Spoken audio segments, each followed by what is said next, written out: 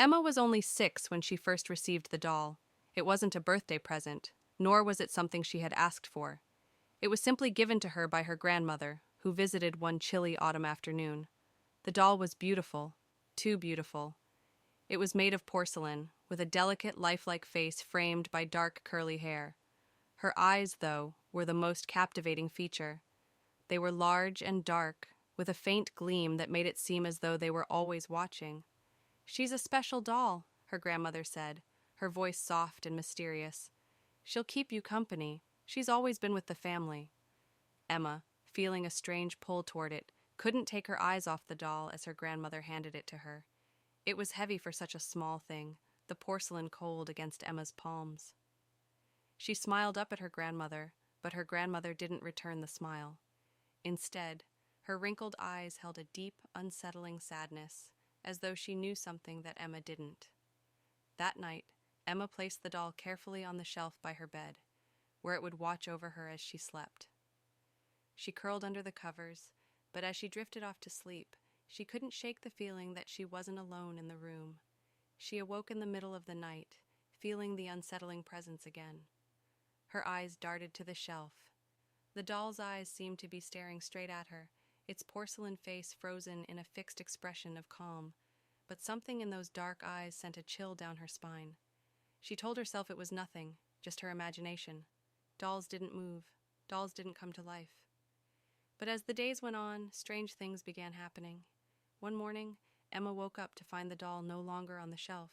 It was sitting at the edge of her bed, its glassy eyes gleaming in the dim light. Her heart raced, but she told herself she must have moved it while sleepwalking.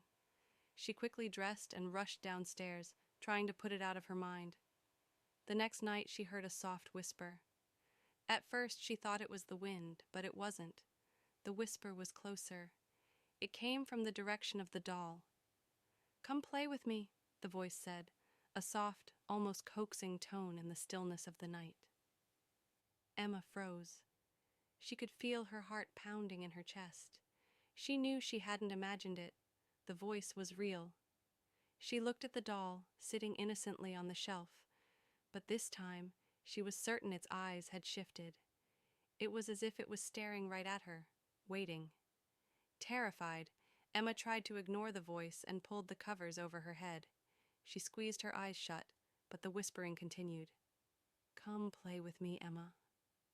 The next morning, Emma ran to her mother, her small hands shaking as she clutched the doll to her chest. "Mom, the doll, it's moving, it's talking to me." Her mother, busy with housework, smiled dismissively. "Sweetheart, it's just a doll. It can't talk. You're probably just dreaming." But Emma knew it was real. The doll's eyes had followed her as she walked around the room. It had moved when she wasn't looking, and every night the whispering voice grew stronger, more demanding. The following week, the doll's presence became even more unsettling. It would appear in different places when Emma wasn't looking: on the kitchen counter, at the dining room table, in the hallway. Each time, Emma felt an icy chill in the air, and each time the whispering grew louder, more persistent. "Play with me," it would say. "Stay with me. Forever." Her friends noticed it too. One afternoon, Emma invited her best friend Sarah over to play. They were in the living room when Sarah, wide-eyed, pointed to the shelf. "Is that your doll?" she asked, her voice trembling. Emma turned to look. The doll was sitting on the edge of the shelf, but it wasn't positioned the way Emma had left it. Its head was turned toward them, its eyes wide and unblinking. Emma felt a coldness wash over her. "It wasn't like that when I left." Sarah's face turned pale and she took a step back. It, it's looking at us." Emma grabbed the doll quickly and placed it back on the shelf, trying to hide her fear, but she couldn't escape the feeling that the doll was no longer just an inanimate object. It was something else, something alive. That night, Emma couldn't sleep. She stared at the doll from her bed, unable to shake the feeling that it was watching her.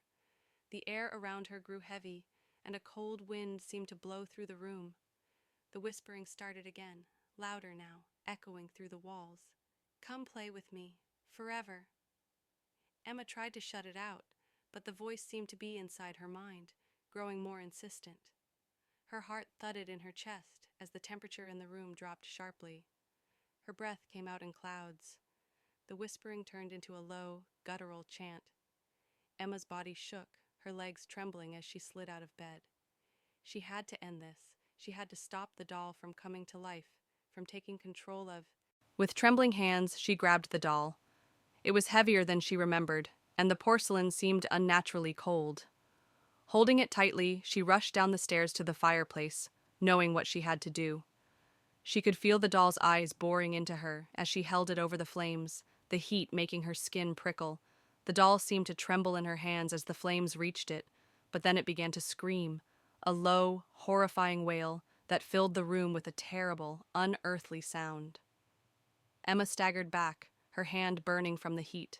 She threw the doll into the flames, but the scream only grew louder. The flames flickered as the doll's face twisted into something hideous, its porcelain cracking, revealing something darker, something more sinister inside. The room seemed to tremble with the force of the scream, and Emma's legs gave out beneath her. She could hear it now, clearer than ever, the whispering, but it wasn't from the doll anymore. It was all around her. Play with me, forever. Emma stumbled back, her breath coming in sharp gasps, but the voice wasn't over yet. It was coming from everywhere. She spun around, eyes wide with terror. There, in the doorway of the living room, stood the doll. The flames in the hearth had barely flickered out, but the doll was already there, standing upright, its face now cracked and twisted, its eyes gleaming with a malevolent hunger.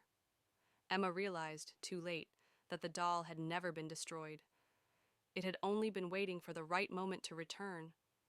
And this time, it wasn't alone.